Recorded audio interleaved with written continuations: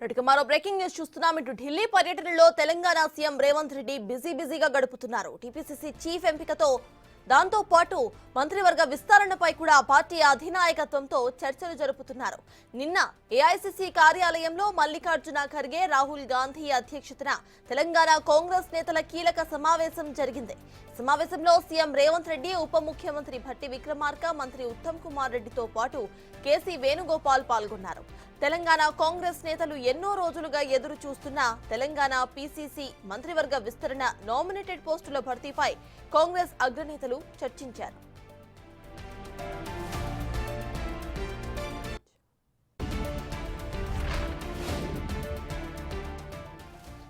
సమావేశంలో టీపీసీసీ అధ్యక్ష పదవి దాదాపు ఖరారైనట్లు సమాచారం. రేసులో మహేష్ కుమార్ గౌడ్, మధు యాష్కి గౌడ్, బలరాం నాయక్, అడ్లూరి లక్ష్మణ్, సంపత్ కుమార్ ఉన్నారు.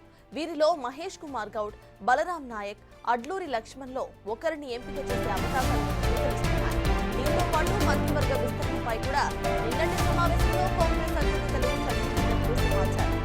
మంత్రివర్గంలోనూ కొందరు ఆశావాహుల పేర్లు బలంగా వినిపిస్తున్నాయి. ఇక వాకిటి శ్రీహరి, ప్రేమ్ సాగర్, సుదర్శన్ రెడ్డి, కోమటిరెడ్డి రాజగోపాల్ రెడ్డి, మల్రెడ్డి రంగారెడ్డి ఉన్నారు.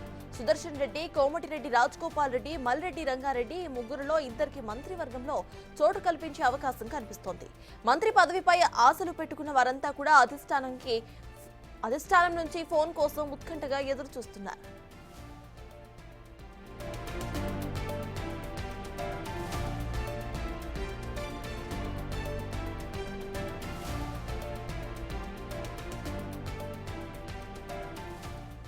ఏఐసీసీ కార్యాలయంలో సమావేశం ముగిసిన తరువాత కేసీ వేణుగోపాల్ తో రేవంత్ రెడ్డి, భట్టి విక్రమార్క, ఉత్తమ్ కుమార్ రెడ్డి మరోసారి భేటీ అయ్యారు.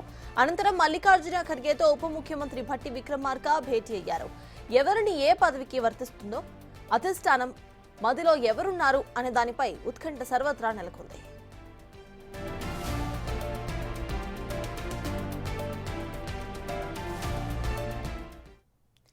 ఇదే అంశంపై పూర్తి డీటెయిల్స్ ను మా ప్రతినిధి శివ అందిస్తారు. శివ, చెప్పండి, ప్రెసెంట్ అక్కడ అప్డేట్స్ ఏంటి?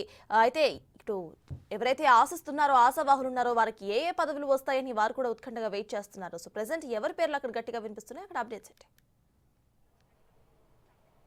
రైట్ సటోస్, ఢిల్లీ పర్యటనలో భాగంగా నిన్న తెలంగాణ సీఎం రేవంత్ రెడ్డి నిన్న 1 గంట తర్వాత ఏఐసీసీ కార్యాలయంలో కాంగ్రెస్ పార్టీ జాతీయ అధ్యక్షులు మల్లికార్జున ఖర్గే, రాహుల్ గాంధీ అధ్యక్షతన జరిగిన సమావేశానికి సీఎం రేవంత్ రెడ్డి, భట్టి విక్రమార్క, ఉత్తమ్ కుమార్ రెడ్డి వీరితో పాటు కాంగ్రెస్ ఏఐసీసీ వ్యవహారాల ఇన్ఛార్జ్, సంస్థాగత వ్యవహారాల ఇన్ఛార్జ్ కేసీ వేణుగోపాల్ కూడా ఈ సమావేశంలో పాల్గొన్నారు. ఈ సమావేశంలో ప్రధానంగా కీలకంగా పలు చర్చలు జరిగాయి. ఎంతో కాలంగా ఎదురు చూస్తున్న పీసీసీ పదవి, మంత్రివర్గ విస్తరణ, నామినేటెడ్ పోస్టుల భర్తీ, వీటన్నిటిపై కూడా మొత్తం కూలంకషంగా చర్చలు జరిపారు. దీంట్లో పీసీసీ అధ్యక్ష పదవి గురించి ప్రధానంగా మొదటి నుంచి కూడా ఇటు గౌడ సామాజిక వర్గం, బీసీ సామాజిక వర్గానికి సంబంధించి మధుయాష్కి గౌడ్, మహేష్ కుమార్ గౌడ్, అలాగే ఎస్టీ సామాజిక వర్గానికి సంబంధించి బలరాం నాయక్, ఎంపీ బలరాం నాయక్, ఎస్సీ సామాజిక వర్గానికి సంబంధించిన సంపత్ కుమార్, అడ్లూరి లక్ష్మణ్ వీరి పేర్లు ప్రధానంగా వినిపిస్తున్నాయి. ఇక వీరిలో ముగ్గురు పేర్లు ప్రధానంగా ఫైనల్ చేసినట్లుగా తెలుస్తుంది. దాంట్లో బీసీ సామాజిక వర్గానికి సంబంధించి మహేష్ కుమార్ గౌడ్, ఎస్టీ సామాజిక వర్గానికి సంబంధించిన బలరాం నాయక్, అలాగే అడ్లూరి లక్ష్మణ్ వీరి ముగ్గురి పేర్లలో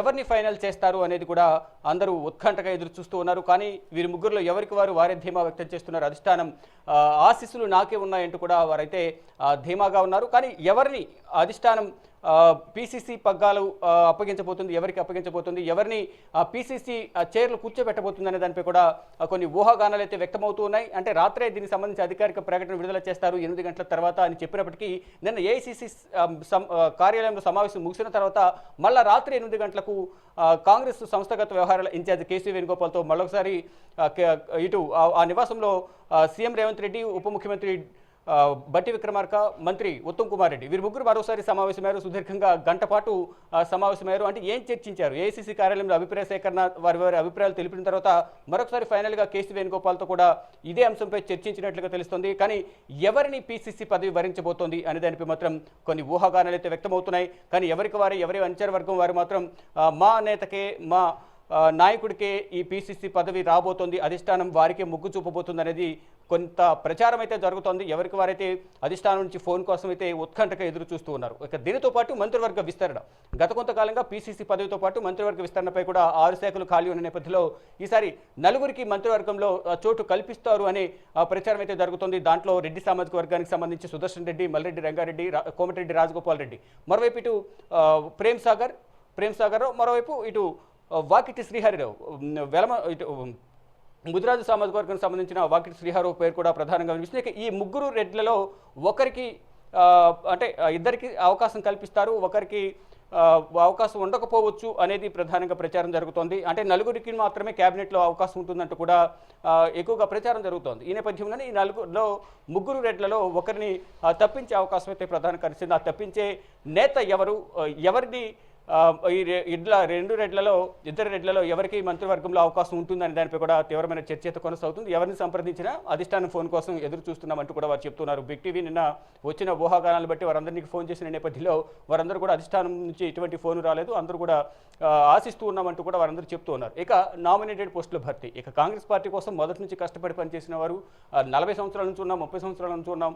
అసెంబ్లీ ఎన్నికల్లో పార్టీకి అభ్యర్థి గెలుపు కోసం పనిచేస్తాం, ఇటు లోక్సభ ఎన్నికల్లో కూడా అభ్యర్థి గెలుపు కోసం పనిచేస్తాం. కాబట్టి ఈ నామినేటెడ్ పోస్టులకు సంబంధించి రేవంత్ రెడ్డి ముందే మాటిచ్చారు, పార్టీ గెలుపు కోసం పనిచేయండి, కష్టపడి పనిచేసిన వారికి కాంగ్రెస్ అధిష్టానం కాంగ్రెస్ పార్టీ సముచిత స్థానం కల్పిస్తుందంటూ కూడా అందరికీ నచ్చజెప్పారు. అందరూ కూడా ఎంతో ఆశతో ఎదురు చూస్తున్నాం. అందరం కూడా ఎప్పుడు నామినేటెడ్ పోస్టులకు సంబంధించి భర్తీ చేస్తారు, ఎవరికి అవకాశం ఇస్తారు అనే దానిపై కూడా ఆశావాహులు అయితే ఢిల్లీ చుట్టూ చక్కర్లు కొడుతున్నారు. ఇటు ఏఐసీసీ కార్యాలయం కానీ అధిష్టాన పెద్దలను ప్రసన్నం చేసుకునేందుకు గత కొన్ని రోజులుగా ఢిల్లీ చుట్టూ తిరుగుతున్న పరిస్థితి కనిపిస్తుంది. మొత్తంగా చూసుకుంటే ఈ పదవులకు సంబంధించి ఏఐసీసీ కార్యాలయం ఇప్పటికే ఒక కీలక నిర్ణయం తీసుకుంది. పిసిసి అధ్యక్ష పదవి నలుగురు మంత్రివర్గంలోకి తీసుకోవడం, ఇక నామినేటెడ్ పోస్టులు భర్తీ. ఇక దీనికి సంబంధించి అధికారిక ప్రకటన అనేది ఎప్పుడు వస్తుందా అనేది కూడా అందరూ ఉత్కంఠగా ఎదురు చూస్తున్న పరిస్థితి కనిపిస్తూ ఉంది. Thank you Shiva.